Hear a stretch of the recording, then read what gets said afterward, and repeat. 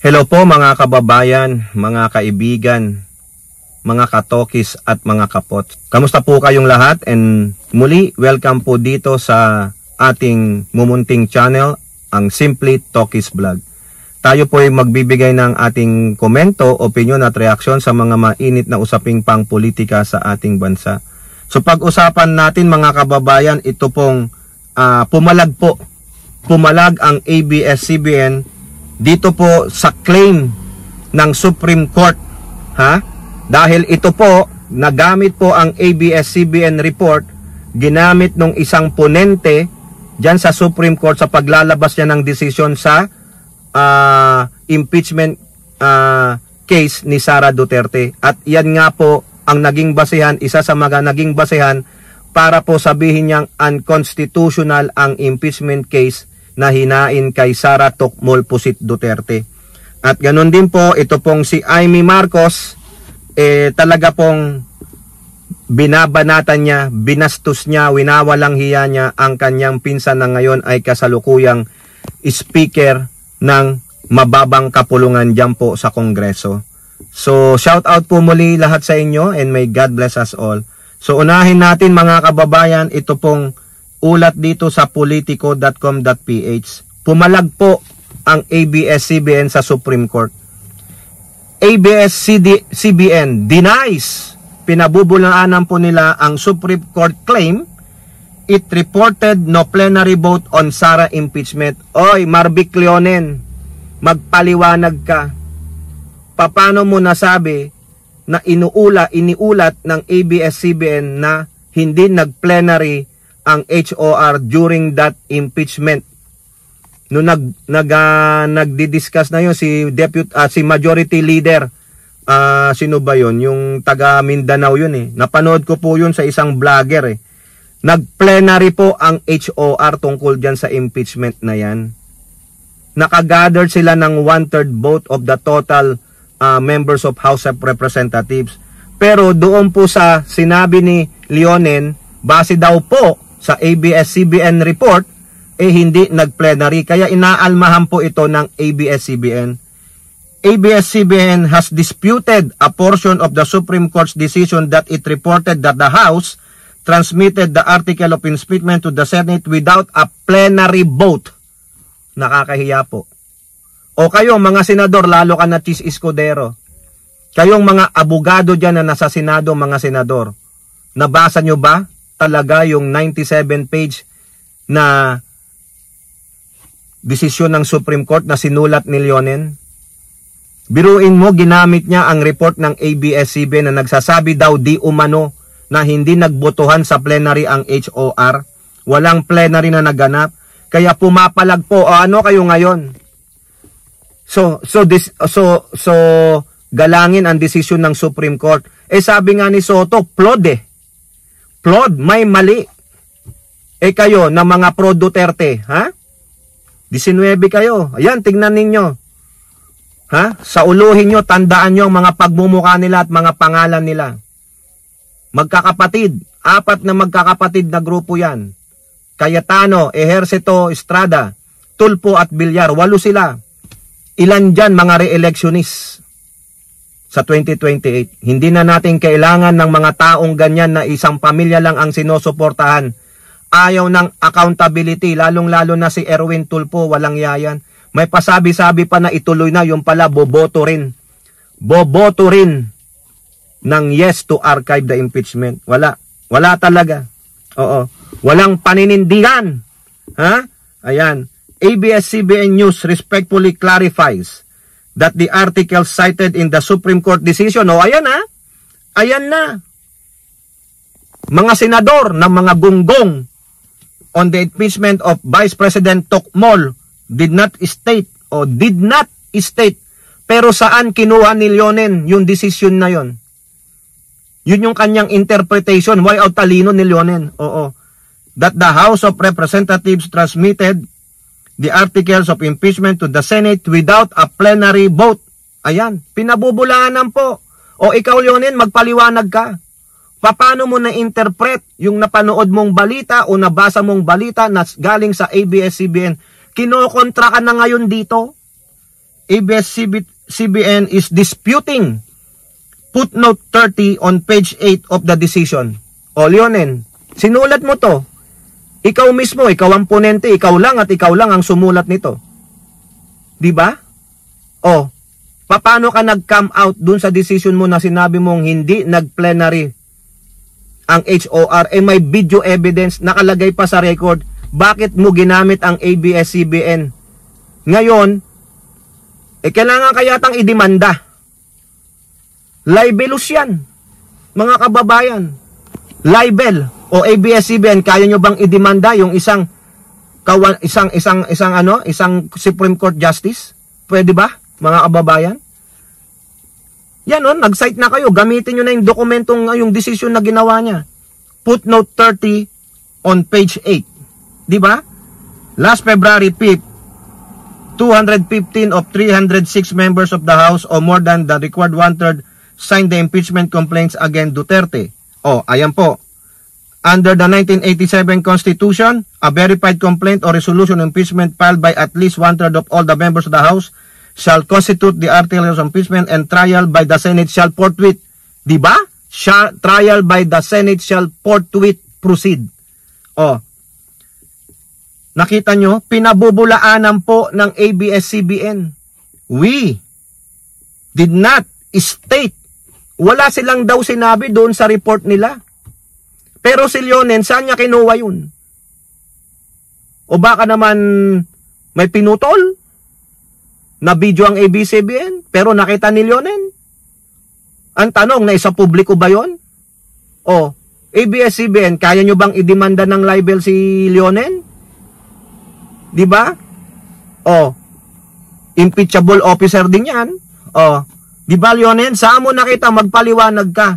Paano mo na-interpret yung balita ng ABS-CBN? Pinabubulaanan na nila, mga kababayan Hindi kami nagsabi na hindi nag-plenary ang House. Ayan ang sabi nila, maliwanag, mga kababayan, Did not state that the House of Representatives transmitted the article of impeachment to the Senate without a plenary vote. Leonen, paano na? So therefore, tama pala si Tito Soto na yung desisyon ng Korte Suprema through Leonen ay flawed.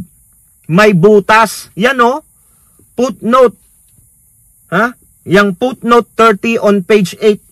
Footnote ka pa. Dapat lagyan ka dyan ng footnote sa ulo mo No? Pareho kayo ni Bato Ano ba to? Kalbo? Kalbo pala. Basta kalbo talaga, mga kababayan. Di nakatiwa-tiwala No? Pasensya naman Supreme Court Justice, Associate Justice, Marvic Leonen.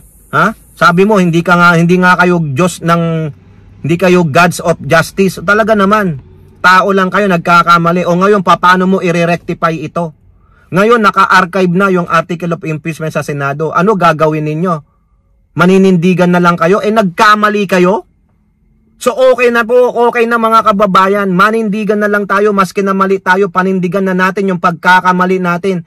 Kasi, in-archive na yung article of impeachment kaysa pusit. Okay na lang na magkamali tayo, magnakaw tayo, pumatay tayo ng tao, okay na po yan sa bansang Pilipinas. Kasi ganun po ang mga leader natin, ang mga opisyal, no? Ano gagawin mo dyan, Leonen? Will you accept that you made a mistake? That you used the ABS-CBN without asking the HOR what they did? Look under to the records. Nagtanong ka ba sa records kay Secretary General Reginald Velasco ng House of Representatives? Bakit? Bakit ka nag-footnote sa ABS-CBN? At sinasabi mo base sa balita nila na hindi nagbotohan sa plenary ang mga mambabatas? Wala daw po silang sinabing ganun sa report. So paano ka nag-come out? Paano mo na-interpret yun?